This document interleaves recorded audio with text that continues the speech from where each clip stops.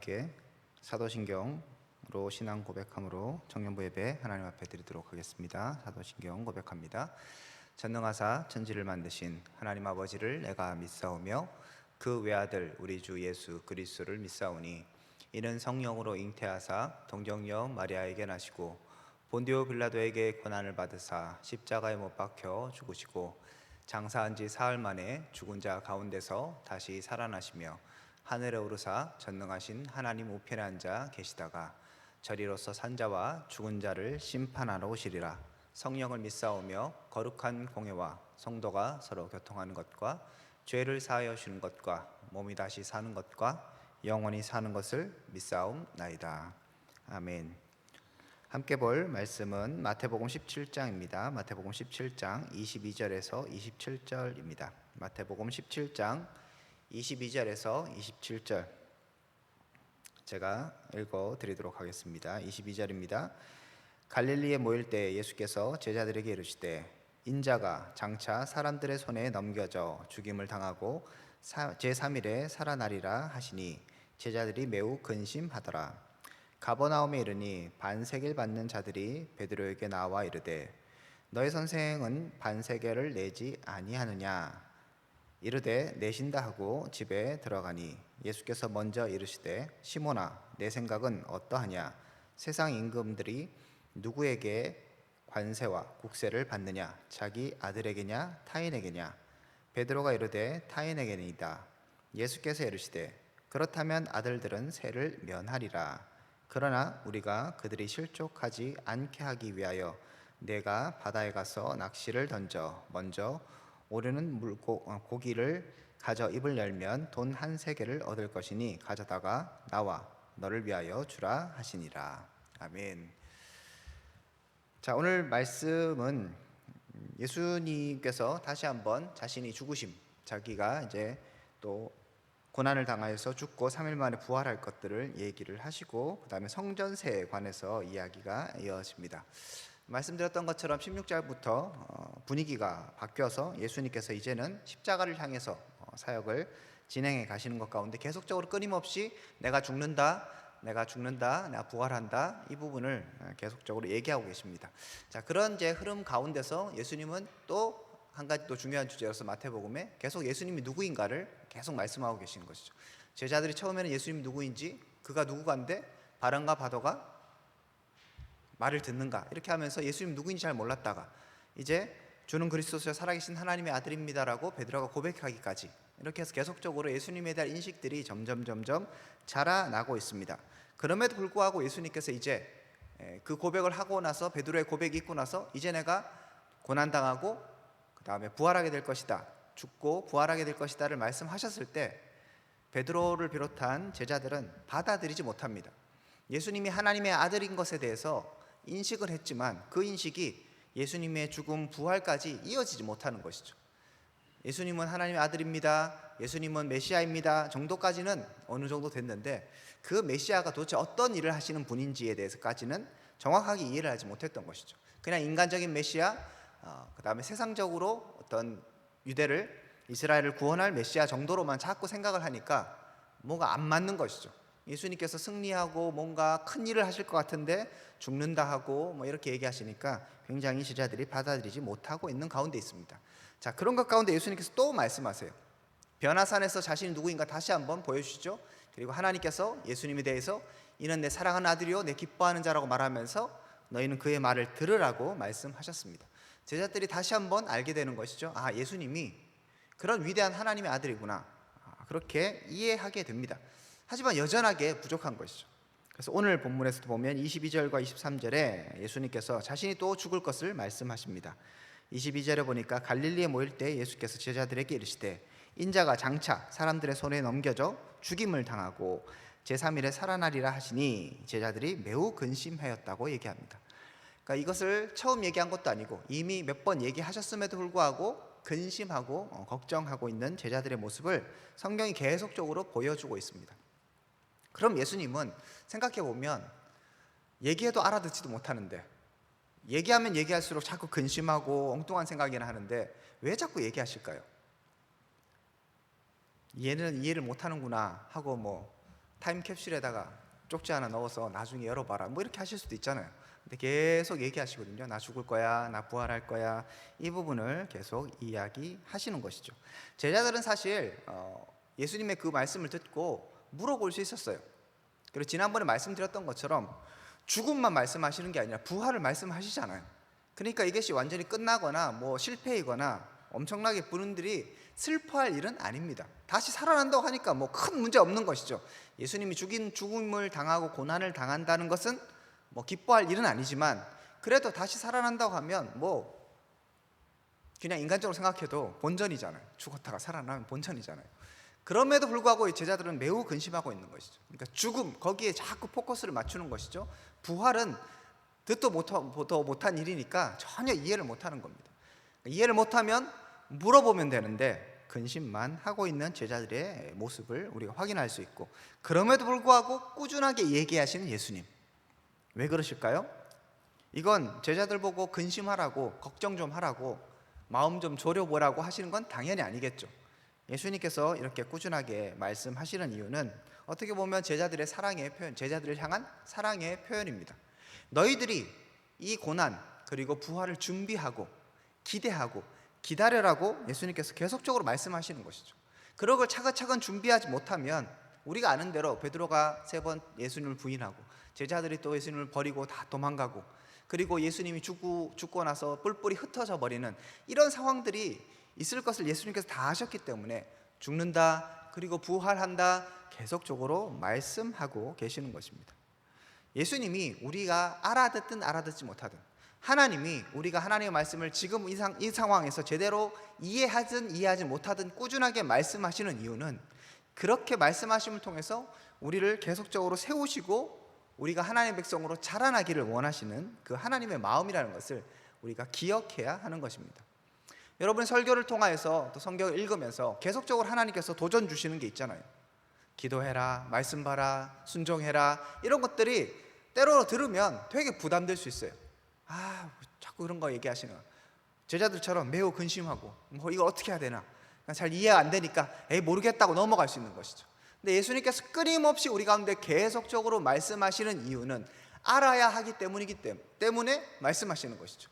이해하지 못하면, 그것을 제대로 이해하지 못하면 큰 실패를 겪게 되기 때문에 예수님께서 계속적으로 말씀해 주시는 것입니다.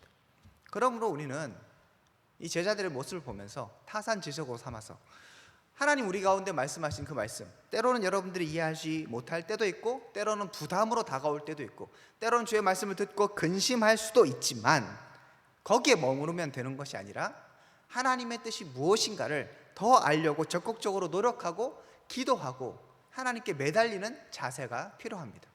모르겠다, 근심이다, 이렇게 하고 넘어가는 것은 올바른 하나님의 백성의 태도가 아닌 것이죠.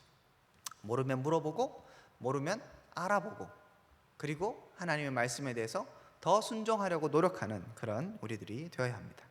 자, 예수님께서 이렇게 말씀하신 후에 가버나움에 가셨고요. 거기에서 24절에 보니까 반세계를 받는 사람들이 베드로에게 어떤 이야기를 합니다. 이 반세계라는 것은 성전세를 의미합니다. 성전을 운영하기 위해서 세금을 받았어요. 반세겔인데 이거는 성전에만 통용되는 그런 이제 그 통화 단위입니다. 그래서 이것을 받는 이제 뭐 의무를 가진 사람이 있었겠죠. 그 사람이 베드로에게 이제 얘기하는 거예요. 너의 선생은 반세겔을 내지 않느냐라고 물어봅니다. 갈릴리가 아마 가버나움 갈릴리거든요.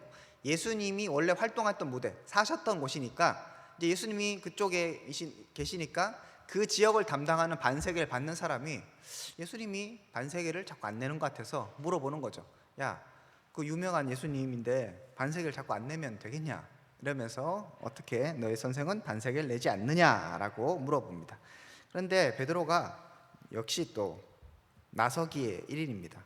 예수님께 묻지도 않고 내신다 이렇게 얘기해 버립니다. 그죠? 25절에 보니까 이르되 내신다 하고 집에 들어갔다라고 얘기합니다. 아마 당연히 내야 되는 것이기 때문에, 유대인이라면 뭐 내야 되는 거기 때문에 여기 안 낸다 이렇게 얘기하기도 하고, 그러니까 그냥 낸다 돈 갚아라 하면 줄게 약간 그런 느낌으로 얘기하고 집으로 확 와버린 것 같아요. 근데 예수님께서 이 사실을 이미 아셨습니다. 그래서 25절에 예수께서 먼저 이르시되 시몬아 내 생각은 어떠하냐? 세상 임금들이 누구에게 관세와 국세를 받느냐? 자기 아들에게냐 타인에게냐? 이런 질문을 베드로에게 던집니다. 그러니까 베드로가 지금 걱정이 있겠죠.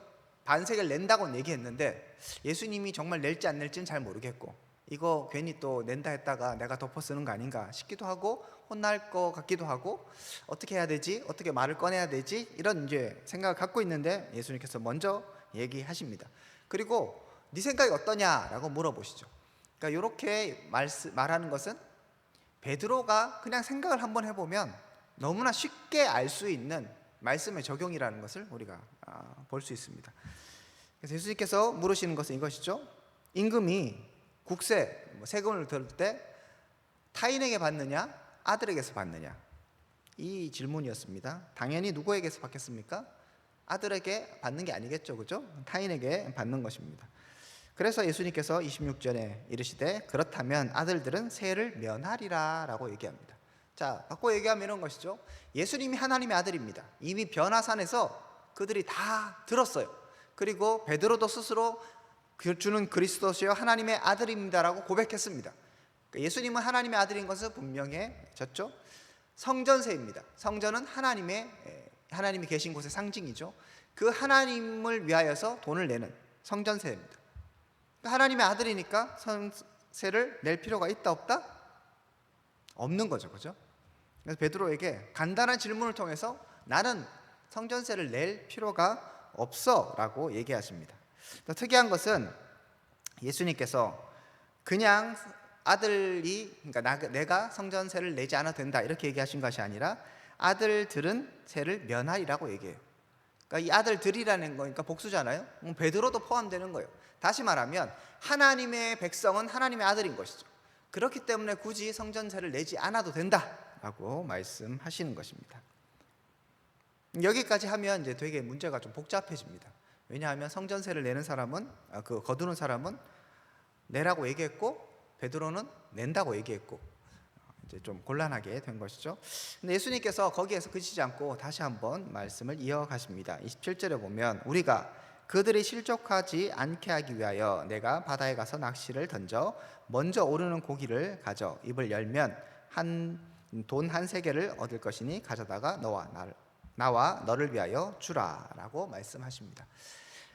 예수님께서는 원래 이 성전세를 낼 필요가 없다는 것을 분명히 하십니다. 나뿐만 아니고 하나님의 백성은 그렇게 할 필요가 없다고 얘기하십니다. 하지만 그러나 오해를 받을 수 있기 때문에 그들이 실족하지 않기 위해서 성전세를 내라고 얘기하는 사람은 예수님이 누구인지 몰라요. 그냥 뭐 선지자 정도로, 좋은 분, 랍비 정도로 생각하는 것이죠. 랍비니까 당연히 의무를 다해야 된다고 생각했기 때문에 야, 너네 선생님은 돈 안 내냐? 물어보는 것이죠. 자, 그런 사람들에게 오해를 낳고 그 다음에 실족하지 않게 하기 위해서 예수님은 성전세를 내십니다. 자, 그런데 또 특이한 것은 그러면 그냥 내면 되잖아요. 그런데 또 이 내는 방법을 되게 특이하게 하십니다. 낚시해서 물고기가 오르면 그 물고기 안에 이제 딱 보면 돈 한 세겔이 있으니까 반 세겔이니까 너하고 나 한 세겔을 해서 이렇게 줘라라고 말씀하십니다. 예수님께서 뭐 돈이 없으실 수도 있어요. 그러면 뭐 빌릴 수도 있고요. 그리고 다른 성경에 보면 가룟 유다가 이제 돈꾀를 맡았다고 얘기하잖아요. 그래서 돈을 이렇게 훔쳐갔다고 얘기하잖아요. 그러니까 구제금들이 아마 예수님한테 있었을 거예요.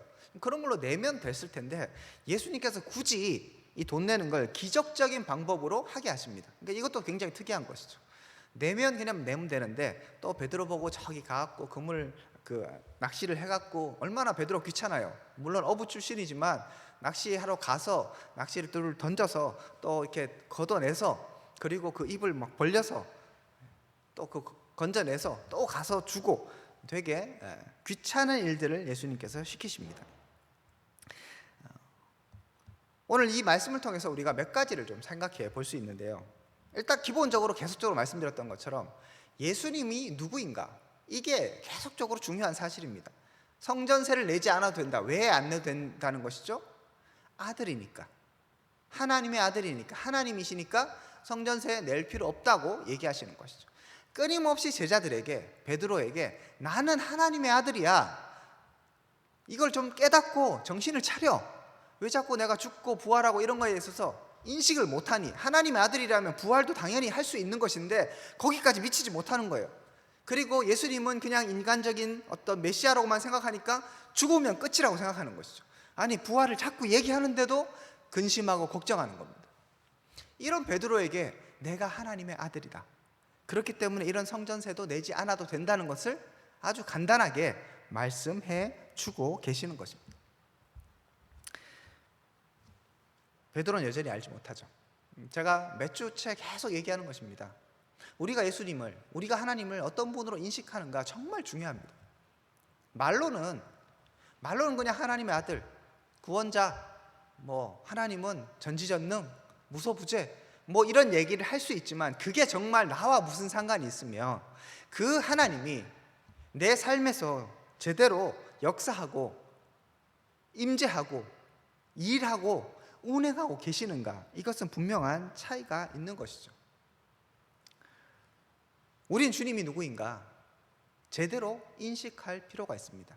내가 주님을 인식하고 내가 주님의 뜻이 무엇인가를 제대로 알 때에 주님이 우리에게 말씀하시는 그 말씀이 근심이 아니라 기쁨이 되는 것이죠.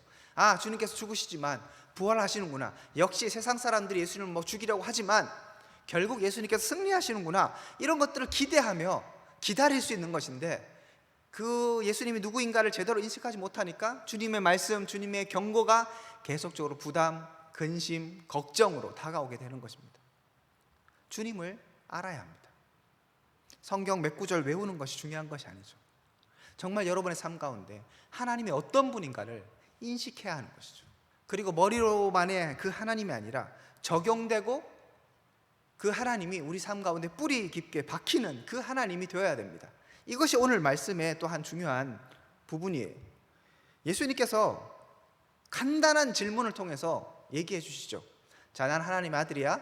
세상적으로 봤을 때도 아들에게 세를 받는 건 없어. 자, 성전세지? 나 하나님의 아들이야. 성전세 내도 돼, 안 내도 돼? 너무 몇 가지만 생각해 보면 간단하게 결론 낼 수 있는 일인 것이죠. 근데 베드로는 아까 뭐라고 얘기했습니까? 성전세 내라 하니까 낸다, 이렇게 얘기하잖아요. 뭐예요? 이게 막 어떻게 보면 되게 어려운 것 같고, 이런 거 생각하려면 성전세를 내야 되나 안 내야 되느냐 막 금식하며 기도하면서 주님 말씀하여 주십시오, 내가 어떻게 해야 됩니까?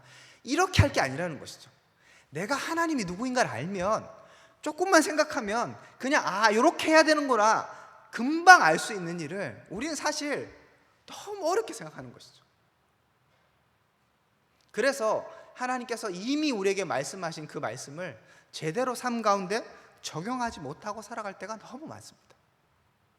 오늘 이 말씀을 통해서 우리가 돌아봐야 하는 것은, 나는 하나님의 말씀을 제대로 적용하며 살고 있는가?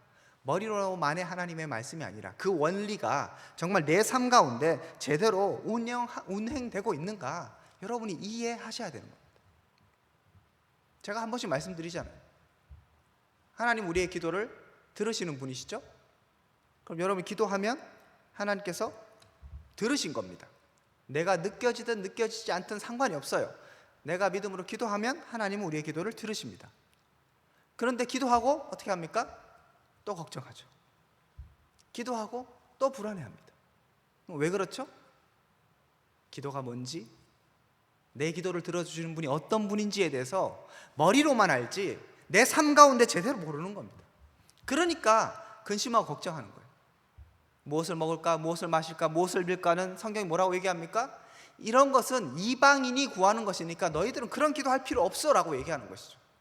생각해보면 그런 것입니다. 얘들아, 생각해봐라. 공중의 새를 봐라. 들의 백합화를 봐라. 하나님께서 먹이시고 입히시잖아. 그런데 너희는 그것들보다 더 중요한데 하물며 너희일까 보냐? 왜 근심하고 걱정하느냐? 근심한다고 키를 하나 더 크게 할 수 있느냐? 못하지 않느냐? 쓸데없는 걱정하지 마라. 내일 일은 내일이 염려하게 할 것이요, 한날 괴로움은 그날의 족하니라. 이 말씀이 우리가 외우는 말씀이지만 너무 많이 들어왔지만 정말 우리의 삶 가운데 깊이 박혀서 그게 삶의 모습으로 드러나느냔 말이죠. 그렇지 못하는 것이죠. 그러니까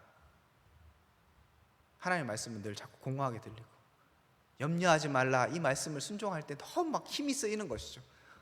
오늘 제자들처럼, 매우 근심하는 제자들처럼 힘이 쓰이고 어렵고 순종하는 데는 막 너무 힘들고 고통이 따르고 하나님의 길을 걸어가는 게 너무 두렵고 이렇게 살아갈 수도 있는 것입니다. 자, 그러므로 우리가 오늘 생각해야 되는 것은 하나님이 누구인가를, 예수님이 누구인가를, 내가 믿는 하나님이 어떤 분인가를 다시 인식하고, 그 인식이 머리로서 끝나는 것이 아니라 내 삶의 모습 가운데 다시 적용될 수 있도록, 그렇게 우리의 신앙을 계속적으로 연단시켜 가야 하는 것입니다.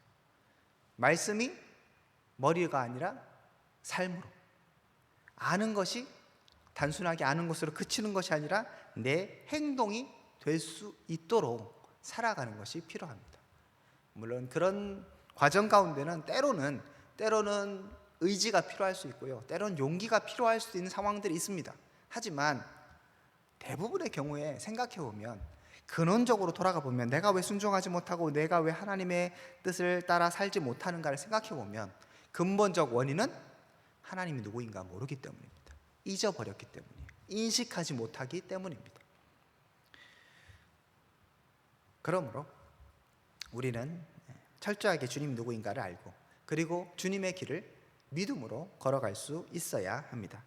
또 한 가지 우리가 생각해야 될 것, 예수님께서 정말 원리 원칙대로 하면 나 세금 낼 필요 없다고 하셨지만 또 내셨습니다. 오해를 피하기 위함이었죠. 그래서 다른 사람이 실족하지 않기 위해서 그렇게 하라라고 말씀하셨고, 기적적인 방법으로 이 일을 행하셨습니다. 그러니까 이렇게 하시는 것을 보면 베드로에게 그것을 교육시키는 거죠. 베드로가 이거 내야 됩니까 안 내야 됩니까 하면 고민이 있었고, 예수님께서 원래는 이거야, 하지만 내라, 네가 내라, 내가 가서 낼게, 대신 낼게, 내가 계하고 단판 지을게, 이렇게 하시는 것이 아니라 베드로를 자꾸 시키시잖아요. 왜 시키십니까? 나는 선생이니까 반세계를 내는 건 네가 가서 심부름 네가 해, 이런 것도 뭐 없지 않아 있겠지만 그게 중요한 거 아니라, 이렇게 순종하고 베드로가 고민도 해보고 실패도 해보고 그 다음에 반세계를 내려고 그렇게 그 물고기 잡으러 가서 고생도 하면서, 형제를 실족하지 않는 것도 이렇게 중요한 일이구나, 그런 일들 가운데 하나님께서 기적을 행하시는 것을 깨달으면서 형제를 돌보고 다른 사람들에게 내가 어떻게 보이는가 또 신경을 써야 되는 것들을 그렇게 이해하고 공부하게 되는 것이죠. 마찬가지입니다. 우리가 하나님의 백성으로서 세상을 살아갈 때 하나님이 누구인가 우리는 알고 있지만 세상 사람들은 몰라요. 우리는 성경을 알고 있고 우리는 믿음이 있지만 다른 사람들은 그 믿음이 없습니다.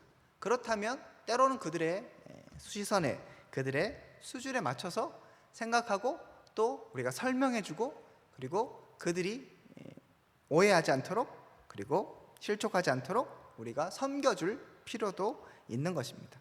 이렇게 섬겨주고 내가 조금 피해라고 할까요? 손해를 좀 보면서 다른 사람들에게 선을 행할 때, 그때 정말 하나님의 나라가 든든하게 서는 것입니다. 굳이 오해를 만들 필요는 없다는 것들도 오늘 본문을 통해서 확인할 수 있습니다. 말씀을 마무리하면서 오늘 핵심은 예수님께서 놀라운 또 기적을 행하셨다, 그런 것도 아니고요, 성전세를 내는 게 중요한 거 아닌가, 이런 것도 핵심은 아닙니다.